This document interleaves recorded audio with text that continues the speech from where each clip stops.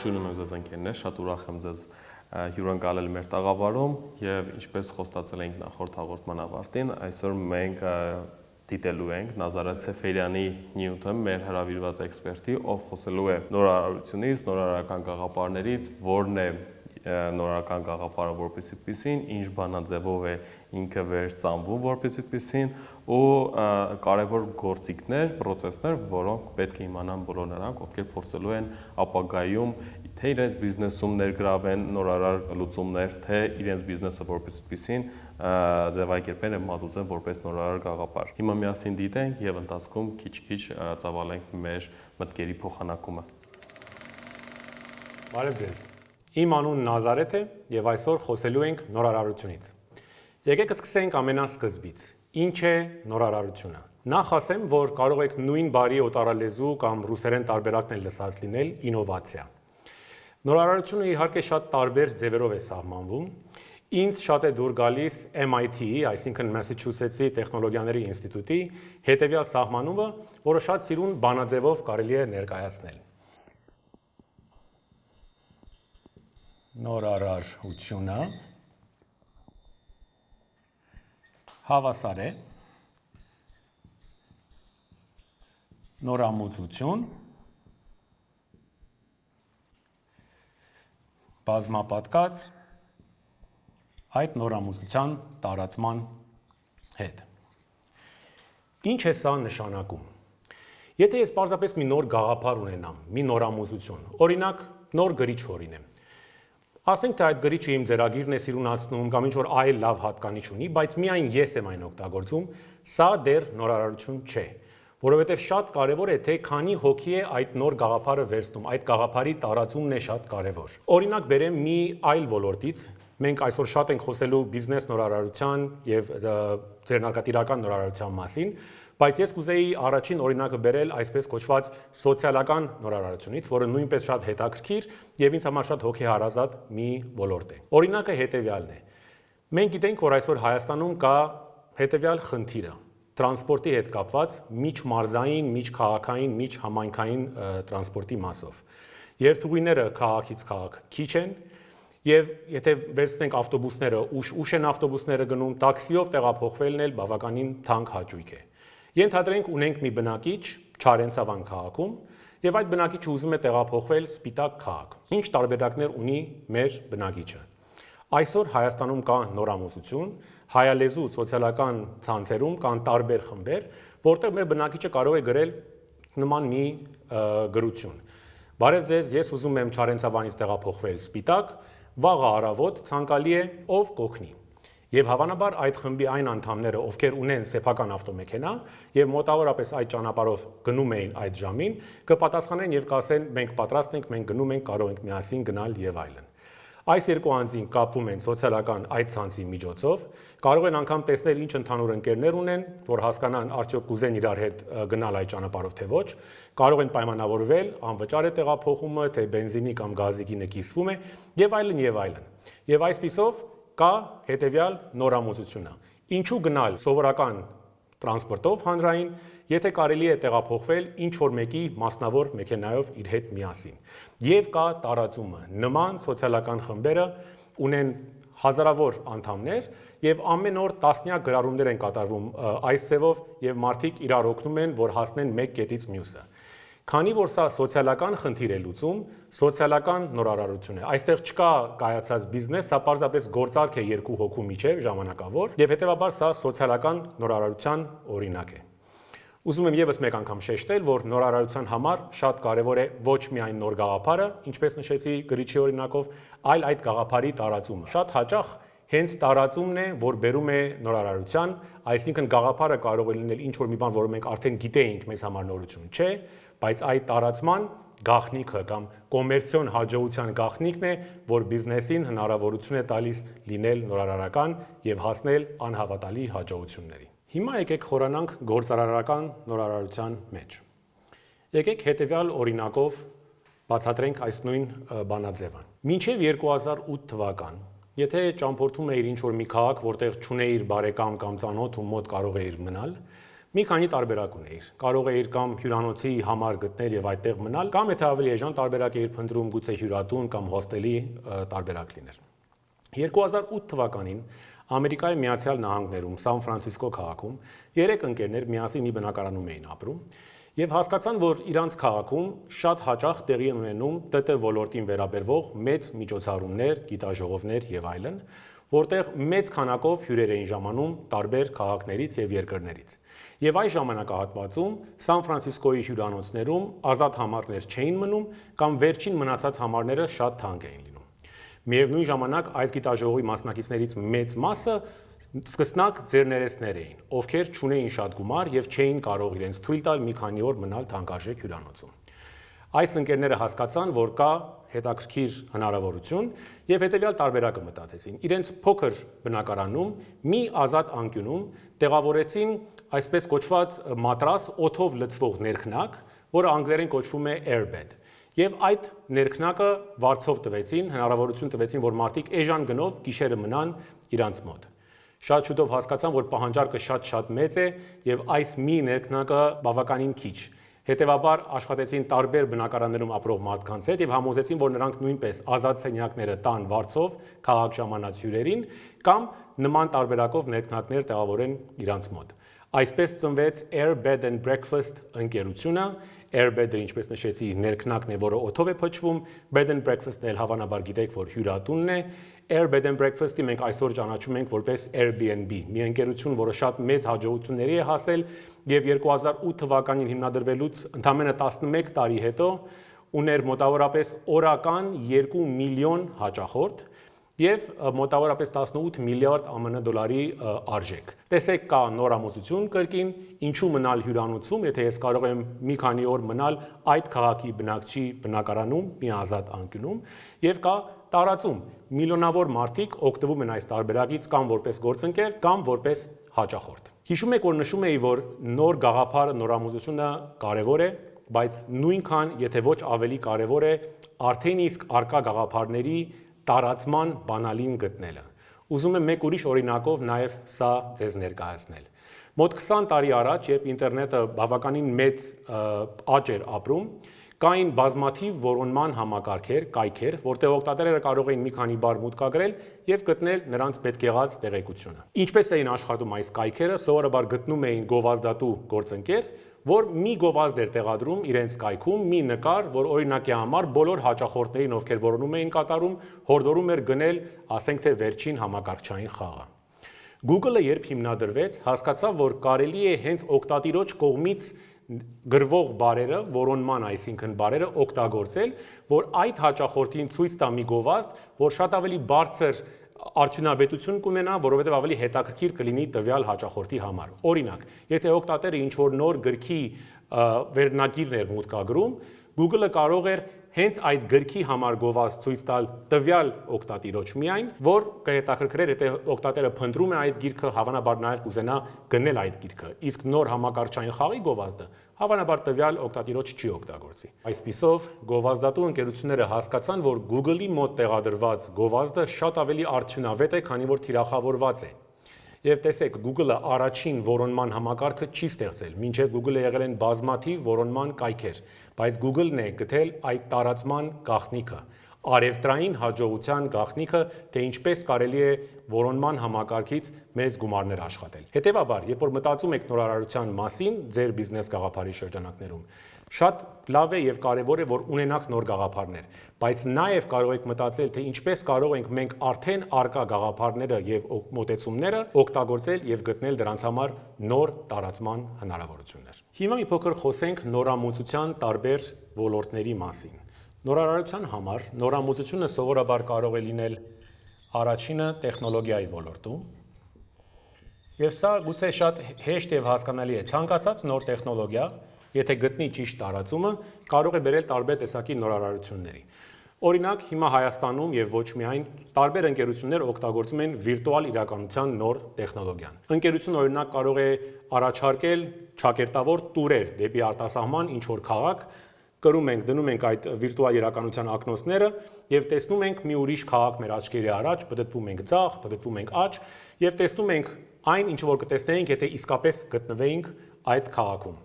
Սա մի նոր արարություն է, որը հնարավոր է դառնում նոր տեխնոլոգիայի կիրառման շնորհիվ։ Հաջորդ ոլորտը, որտեղ կարող է լինել նորամուծություն, դա գործընթացների մեջ է։ Սա բացատրելու համար եկեք հետևյալ օրինակը տամ։ Երբ որ մենք գնում ենք բանկ կամ ինչ-որ պետական ինստիտուտ, որտեղ որ պետք է մեզ սպասարկեն, մենք հավանաբար պետք է ինչ-որ ժամանակ հերթում գտնվենք։ Կարող է յուրաքանչյուր պատուհանի մոտ առանձին հերթ լինի, կարող է կենտրոնացված հերթ լինի։ Այսօր Հայաստանում սկսում է տարածվել հետևյալ նորարարությունը, երբ որ մտնում ես այդ հաստատություն, ինչ որ սարքավորում է լինում մուտքի մոտ, որը ձեզ տալիս է կտրոն, եւ կտրոնը ոչ միայն հերթագրում է տվյալ հաճախորդին, այլ նաեւ հստակ ասում է, թե քանի հոգի է սպասում հերթում այդ հաճախորդից առաջ եւ մոտավորապես ինչքան ժամանակ է պահանջվում, որ այդ հաճախորդի հերթը հասնի։ Հետևաբար, եթե հերթը բավականին մեծ է, կարող ես դուրս գալ եւ հասնել 1-2 ուրիշ գործ անել առանց հերթը բաց թողելու։ Այսօր անգամ շատ ընկերություններ հնարավորություն են տալիս հավելվածով նախապես գրանցվել ցանկացած ժամին եւ գալ, որ շատ երկար չսպասեք։ Էությամբ, որ նայեք, սպասարկման պահին ոչ մի բան չի փոխվում։ Ուղղակի փոխվել է գործընթացը այդ ընկերությունում եւ նոր հնարավորություններ կան հերթերը կառավարելու եւ հաճախորդներին քիչ սպասեցնելու։ Սա գործընթացային նորարարություն է։ Երրորդ տարբերակը եւ գուցե ամենահետաքրքիրը դա բիզնես մոդելի նորարարությունն է։ Եկեք սրա մասին խոսենք հետևյալ օրինակով։ Մի քանի տարի առաջ, եթե պետք լիներ տաքսի ծառայությունից օգտվել, պետք է աներ հետևյալը, զանգել ինչ-որ տաքսի ընկերություն եւ տաքսի ընկերությունը ուղարկում էր մեքենա։ Բիզնես մոդելը այդ ընկերությանը հետևյալն էր. սեփականատերը ձեռք է բերում մի քանի մեքենա, աշխատանքի է վերցնում մի քանի վարորդ, դիսպեչեր եւ հաճախորդը երբ զանգ է կատարում, դիսպեչերը տեսնում է թե որտեղ է ամենամոտիկ գտնվող մեքենան եւ ուղարկում է այն տվյալ հաճախորդին։ Այսօրվա ամենատարածված տաքսի ընկերությունները լրիվ ուրիշ բիզնես մոդելով են աշխատում։ Նրանք թույլ են տալիս, որ մարդիկ սեփական ավտոմեքենայով գրանցվեն որպես անհատ վարորդ եւ կենտրոնացված համակարգում դրանք կարողանում են տեսնել, թե որտեղ են հաճախորդները պատվեր տալիս եւ կարողանում են կատարել այդ պատվերները։ Հաճախորդի տեսանկյունից ըստ էության շատ բան չի փոխվել։ Ես կարող եմ դիմել այդ ընկերությանը եւ ստանալ տաքսի ծառայություն, հնարավորություն մեկ կետից մյուս կետ տեղափոխվել։ Բայց իրականում այն ընկերությունը, որ իմ պատվերը կատարում է, չունի ոչ մեկ սեփական ավտոմեքենա, չունի վարորդներ, որ աշխատում են հենց այդ ընկերության համար, չունի դիսպեչերներ եւ այլն եւ այլն։ Սա ամբողջությամբ նոր բիզնես մոդել է եւ այս բիզնես մոդելը հնարավորություն է տալիս այդ ընկերության շատ արագ տեմպերով աճ գրանցել, մասշտաբները ընդլայնել, որովհետեւ շատ ավելի հեշտ է եւ ավելի քիչ ռեսուրսներ է պահանջում սեփական ավտոմեքենայով անհատ վարորդներ գրանցել, քան անընդհատ նոր մեքենաներ ձեռք բերել եւ նոր մարդկանց ընդունել աշխատանքի։ Կարող են իհարկե նաեւ այլ ոլորտներ լինել նորարարությունների համար եւ ասեմ միանգամից, որ նորարարությունները տարբեր ընկերություններում կարող են 2 կամ անգամ 3 ոլորտները համատեղեն եւ 3 ուղղություններով էլ կարողանան նորարարությունը ապահովել։ Մի բան, բայց անպայման ուզում եմ նշել, որ միայն տեխնոլոգիան չէ, որ բերում է նորարարությանը։ Մեր նշած տաքսի ծառայության օրինակով, եթե անգամ բուն պատվերը կատարվեր առաջվա նման հեռախոսով, մեկը կլիներ նորարարություն, որովհետեւ բիզնես մոդելը նորարարական է։ Մենք չունենք մեր սեփական մեքենաները, մենք աշխատում ենք անհատ վարորդների հետ։ Այդտեղ նաև կա տեխնոլոգիայի տարը իհարկե, հավելվածը, բայց դա առանձին մի մաս է եւ բիզնես մոդելի նորարարությունից բավականին տարբեր է։ Առաջի կետը վերաբերում էր տեխնոլոգիական նորարարություններին եւ ինչ դու պատկերացրիր, ինչ հասկացար, ու եթե հնարավոր է ինչ-որ օրինակի վրա կարող ես ծավալել։ Մեր մասնագետի օրինակը ավելի զարգացնելով, ասեմ, եթե VR-ագնոցների օրինակը զարգացնեմ, այսինքն եթե այս կամ այն պատճառներով դու հնարավորություն չունես ճամփորդելու, կարող ես VR-ագնոցներով հեշտությամբ տեղափոխվել ուրիշ երկիր, ուրիշ քաղաք, ու նաև VR-ագնոցները կարող ես օգտագործել խաղերում, վիդեո, այսինքն եթե ժամանակին պետք էր հեռուստացույց դիտելու համար կամ համակարգիչ, հիմա արդեն ավելի լավ փորձառության համար կարող ես հենց դու հայտնվել խաղում, աշխարհում։ Հաջորդ կետին, որին անդրադարձավ մեր էքսպերտը, նորարարության ազդեցությունն էր գործընթացների տարբեր process-ների վրա, բիզնեսում տեղի ունեցող, ինչ օրինակ աղեց այլ բերել, որպեսզի հասկանանք ամբողջովին պատկերացրել ես, թե ոչ։ Ինձ օրինակ շատ հարմար է ֆիլմերը դիտել տնից, ասենք ինչ որ հավելվածի միջոցով տարբեր վճարովի սերվիսներ համագործություն ունեն, ու եթե մի ժամանակ մենք այլընտրանք չունեինք, պիտի պարտադիր գնայինք կինոթատրոն, հիմա ավելի հարմար տարբերակ կա, բայց չի նշանակում, որ մյուս բիզնեսը գոյություն չունի, այլ իրար հետ գործում են։ Շատ ճիշտ է, շնորհակալություն Արման ջան։ Հաջորդ կետը, որին անդրադարձավ մեր էքսպերտը, բիզնես մոդելի նորարարությունն է, այսինքն բիզնեսը որպեսզի պիսին իր դասական գործառույթները ենթադրենք, որ վերափոխել է, զարգացրել է ու անցել է նորարարության, դու ինչ օրինակ կարող ես բերել։ Օրինակ, երբ որ դու մտնում ես սուպերմարկետ ու այնտեղ վաճառողներ չկան, դու քո ապրանքը կարող ես տանել հատուկ սարքի միջոցով ինքդ վճարումը կատարես ու հեռանաս։ Շատ լավ, շնորհակալություն։ Ու նաև կար այլ կետը, որը բնականաբար կան բիզնեսներ, որոնք ունեն յուրահատկություններ, ոլորտներ եւ այդ բոլոր յուրահատկություն ունեցող տիրույթներում էլի հնարավոր է նորարարության ներգործության տարբեր մոտեցումներ, ու մենք այս կետում չենք բացառում, որ նաև կլինեն նմանատիպ բազմաթիվ օրինակներ։ Ես բերեմ օրինակ երաժշտության ձևով, դա նույնպես ինչպես ֆիլմերն էին, առաջներում, որ երգիչը պետք է ձայնագրել այն որոշակի կրիչների վրա, այնուհետև այն դուրս գար վաճառքի եւ այդ դու պիտի գնայիր, իսկ հիմա դու կարող ես տնից on-line հարթակում գնես որոշակի փաթեթ եւ լսես այդ երգերը on-line տիրույթում։ Եկեք հիմա խոսենք այն մասին, թե ինչ է տեղի ունենում շուկայում, այսինքն հաճախորդների շրջանակում, երբ ինչ-որ նորամուծություն է մտնում մեր առօրյայի մեջ։ Սա հասկանալու համար կօգտագործենք մի բավականին հանրահայտ տեսություն, որը կոչվում է նորարարությունների դիֆուզիա կամ սփռման տեսությունը, եւ հետեւյալ բիզնես օրինակը։ Մինչև վերջերս, եթե մենք ուզում էինք միրգ կամ բանջարեղեն ձեռք բերել, դուրս էինք գալիս մեր տնից եւ գնում էինք մեր տան մոտ գտնվող խանութը, մրգային խանութը, սուպերմարկետը, փոքր խանութը եւ այլն։ Ինչպես էր տեղի ունենում գործընթացը մինչև այդ միրգը հասնում էր այդ խանութ։ Հայաստանի տարբեր համայնքներում, տարբեր գյուղերում անհատ գյուղացին իր բերքը վաճառում էր ինչ-որ մի միջնորդի, այդ միջնորդը միևնույն ժամանակ մի քանի տարբեր գյուղացիներից էր ձեռք բերում միրգ եւ բանջարեղեն եւ իր հերթին վաճառում են մեկ ուրիշ միջնորդի։ Եվ այսպես մի քանի միջնորդների միջոցով այդ միրգը եւ բանջարեղենը հասնում էր մեր թաղամասի խանութը։ Այսօր մի հետաքրքիր նորամուծություն է Հայաստանում սկսել, որ մի քանի ընկերություն միաժամանակ իրականացնում են, դա հնարավորություն է տալիս հաճախորդին գյուղմթերքը գնել ուղակի գյուղացիից։ Ինչպես է դա տեղի ունենում, կարող է լինել ինտերնետի միջոցով կամ հավելվածի, ընտրում ենք օրինակի համար կիրակի օրը այն մրգերը եւ բանջարեղենները, որ ուզում ենք ձեռք բերել, եւ 2-3 օրերի ընթացքում այդ ընկերությունը հավաքում է դրանք տարբեր գյուղացիներից եւ առաքում է մեզ մոտ։ Այսինքն մենք ստանում ենք գյուղացիից թարմ մթերք առանց միջնորդների մասնակցությամբ, հավանաբար ավելի լավ վիճակում, գուցե նաև ավելի մատչելի գնով։ Հիմա եկեք հասկանանք, թե ինչ է տեղի ունենում շուկայում, երբ այս նորամուծությունը մուտք է գործում, ինչպես են մարդիկ դրան անդրադառնում ըստ այս տեսության։ Ուրեմն տեսությունը ասում է, որ ցանկացած շուկայում, ցանկացած բնակչության մեջ կա մի խումբ մարդկանց, որ միշտ պատրաստ է նոր գաղափարներ փորձել։ Սա փոքր խումբ է, մոտավորապես 2.5% է բնակչության, եւ եկենք պայմանական անվանենք այս խմբին նորարարականներ։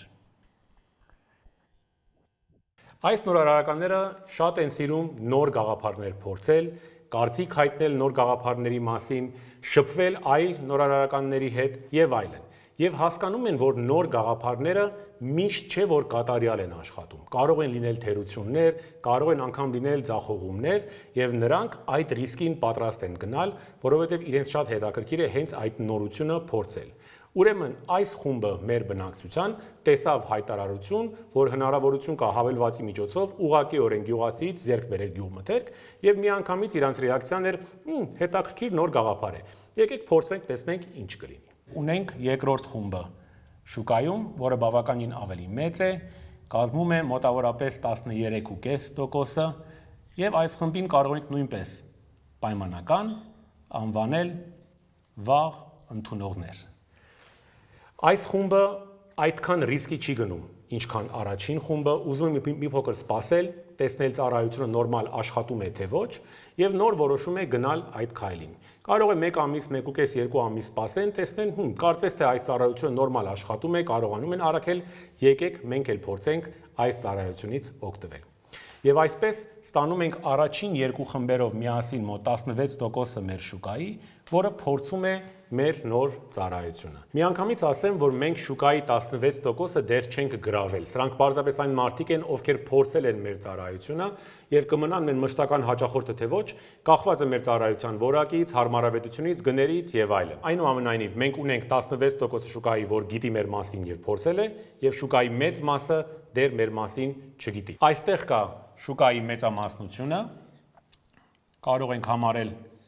68%-ը ըստ այս տեսության,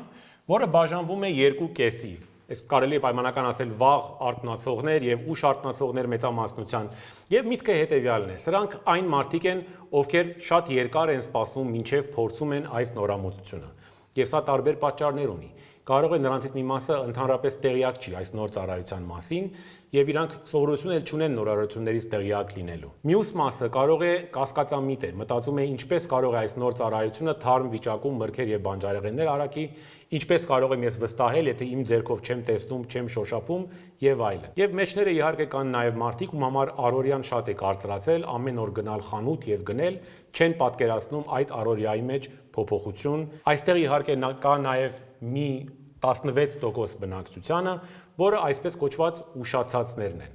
Նրանք միայն կմիանան ինչ-որ մի նորամուծության, երբ որ այլ տարբերակ չունենան։ Մեր այս օրինակով դեռ շատ վաղ է խոսել այս ուշացածների մասին, բայց մենք ուրիշ օրինակ բերեմ, որ պարզ լինի։ Այսօր մենք շատերս ունենք տատիկներ եւ պապիկներ, որոնք օգտագործում են սմարթֆոններ։ Եվ շատ ուշ են միացել սմարթֆոնների այս շարժմանը եւ միացել են հիմնականում, քանի որ չկա սովորական այլևս հին հեռախոս, կամ անգամ ամենապարզ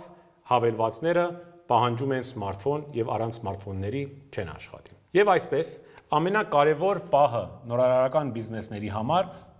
այս տարբերությունն է, թե երբ են այս մեծամասնության ներկայացուցիչները միանալու եւ փորձելու մեր նորամուծությունը։ Եվ այստեղ մի քանի բան կարելի է անել, որպեսզի նորաստեղծ բիզնեսը կարողանա շուկայի այդ մասի ուշադրության կենտրոնում հայտնվել։ Կան այսպես կոչված պլանավորված եւ չպլանավորված գործոններ։ Պլանավորվածներից կարող է լինել օրինակ լայնամասշտաբ գովազդ, որ այն մարդիկ, ովքեր տեղյակ չեն, տեղեկանան եւ միանան ծառայությանը։ Կարելի է խնդրել այս խմբի հաճախորդներին կարծիք հայտնել եւ այդ կարծիքը հրապարակել, որպեսզի գրավե այս խմբի կասկածամիտ հաճախորդներին։ Կարելի է օրինակ տեսանյութ նկարահանել եւ ցույց տալ այս խմբի կասկածամիտ ներկայացուցիչներին, թե ինչքան հեշտ է ծառայությունից օգտվել, ինչքան հարմարավետ է տանը ստանալ թարմ միրգ եւ բանջարեղեն եւ այլն եւ այլն։ Սրանք պլանավորված գործոններն են, այն գործողություններն են, որ ցանկացած ընկերություն կարող է կանխատեսել եւ անել։ Կան նաեւ չպլանավորված գործոնները։ Այն դեպքերը, երբ ինչ-որ բան է տեղի ունենում եւ ընկերությունը եթե ճիշտ արձագանքի, ճիշտ գործողություններ կատարի, կկարողանա մեծ առավելություններ ստանալ տվյալ իրավիճակից։ Եվ այստեղ է, որ այս նորարարական բիզնեսը ուղղակի գյուղացիից մրգերի եւ բանջարեղենի առաքումը հենց այս տարի 2020 թվականին, երբ նկարահում ենք այս տեսահոլովակը, ստացել է մեծ հաջողություն, որովհետեւ սա այն տարին է, երբ կորոնավիրուսի համավարակի պատճառով մենք երկար ժամանակ տանն էինք մնում, չէինք ուզում դուրս գալ, բայց միևնույն ժամանակ ուզում էինք թարմ միրգ եւ բանջարեղեն ստանալ։ Եվ քանի որ այս ընկերությունները կարողացան ճիշտ օգտագործել իրավիճակը, կարողացան բավականին մեծ մասով շուկային ներկայացնել հետաքրքիր մի նորամուծություն եւ ստացան այդ նորամուծության տարածումը հաջողության հասան որպես նորարարական բիզնեսներ։ Ինչպես նշեց մեր էքսպերտը, ընդհանուր շուկայում հաշվարկներ կատարելու շնորհիվ հասկացան, որ մարդկանց ընդամենը 2.5%-ն է պատրաստ միշտ նոր ապրանք գնի, նրանց անվանում են նորարարականներ։ Շատ ճիշտ է, շնորհակալություն։ Չնայած ինքը կարելի է անվանել փոքր քանակ, բայց ամեն դեպքում, երբ որ դու նորարարություն ես ուզում շուկա մտցնես, նույնիսկ 2.5%-ը քեզ բավական կլինի, որպեսզի մի հատ շուկայի վերլուծություն իրականացնես, որը դուք արդեն ուսումնասիրել եք եւ հասկանում եք դրա կարեւորությունը, եւ 2.5% շուկան ուսումնասիրելով կարող ես ապագա քո գործողությունները միգուցե նաեւ կարող լինի փոփոխելու, զարգացնել եւ այլն եւ այլն։ Ու այո, նաև նշվեց երկրորդ սեգմենտը, երկրորդ խումբը մարդկանց, որը պայմանականորեն նաև մեր էքսպերտը կոչեց վաղ ընդունողներ, ժողովրդի լեզվով ասած, ոտքերը կախենք ծում այնքան ժամանակ, մինչև որ շուկայում ինչ-որ չափ կայունանա, օգտագործվի այդ նորարարությունը եւ նրանք դրանից արդեն ինֆորմացիա քաղելով կկողմնորոշվեն ու հաջորդին նաեւ նրանք կփորձեն դա կիրառել։ Ու այս երկու խմբերը իրար հետ այն առաջի քայլն է, առաջի խումբն է, ովքեր որ պետք է ընդունողը լինեն մեր նորարարության ու դուք արդեն որպես հիմք իրենց ընդունելով պետք է փորձեք աշխատել հաջորդ մեծ խմբին, որի մասին կխոսի Արմանը։ Շուկայի մեծամասնություն կազմող 68%-ը այն пассив գնորդներն են, որոնք երկար են սպասում, մինչև փոփոխությունները ավելի կայուն դառնան, մինչև ինչ-որ ինֆորմացիա ստանան, որ հաստատ աշխատող նորարարություն է, եւ այս դեպքում արտադրողն ավելի շատ գործառույթներ ունի, ավելի շատ գործողությունների ծրագրեր պետք է ձեռնարկի, ասենք գովազդի միջոցով եւ այլն, որպեսզի ավելի մեծ սպառում կարողանա ապահովել։ Եվ մնաց 16%-ը ամենաքիչ հավանական գնորդներն են, այսինքն այն մարդիկ, ովքեր չեն օգտվում սմարթֆոններից, տարեց մարդիկ։ Բոլոր այն հնարավոր մարդիկ, ովքեր որ ինչ-ինչ պատճառով չեն կարող հանդիսանալ մեր նորարար գաղափարի, պրոդուկտի, ծառայության սպառող։ Շնորհակալություն Էլեն ջան։ Այս ամեն ինչից կարելի է անել հետևյալ եզրակացությունը։ Նորարարություն ստանալու համար շատ կարևոր է ունենալ նոր գաղափար, բայց նույնքան կարևոր է, եթե ոչ ավելի, այդ գաղափարի ճիշտ տարածումը կամ կոմերցիոն հաջողության գաղտնիքը բացելը։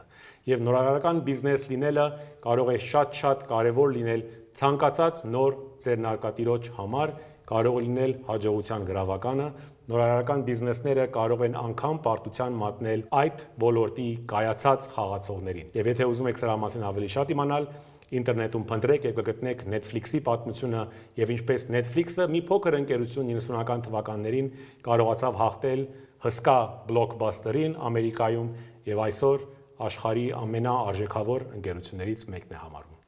Շատ շնորհակալություն ուշադրության համար, կտեսնվենք։ Եկեք փորձենք ամփոփել։ Նորարարությունը շատ կարևոր դեր ունի 21-րդ դարում նոր բիզնեսների համար, շուկայի զարգացվածության ու մարդկանց սպասելիքներին համապատասխան առաջարկով հանդես գալու համար, նաև բիզնեսմենը պատրաստ պիտի լինի այդ մարտահրավերներին։ Ու Նազարեթի շնորհիվ դուք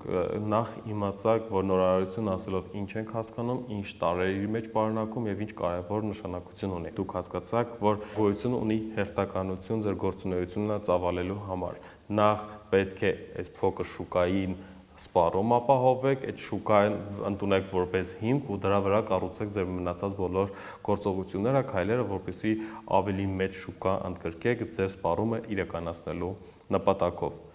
Շնորհակալություն ձեզ, վստահ եմ շատ օգտակար էր ձեր համար եւ շատ հետաքրքիր, կհանդիպենք նույն տաղավարում, նույն առաքելությամբ, հաջողություն ձեզ։